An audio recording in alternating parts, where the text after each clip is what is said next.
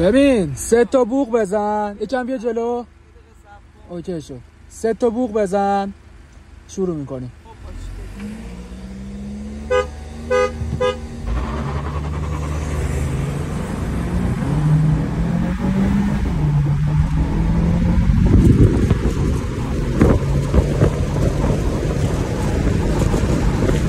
قورتش داد پژو.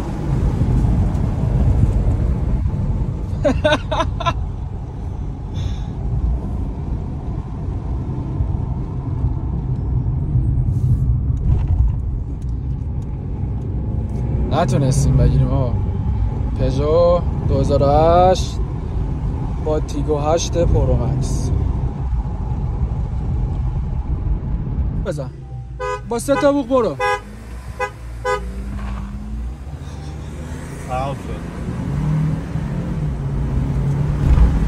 خودش نقد دارد با تیگو 8 واقعا نمیتونه پژو 2008 بگیره. خوبه کلن هم دیگه تاثیر داره دیگه. تیگو 8 پرو مکس با پژو 2008.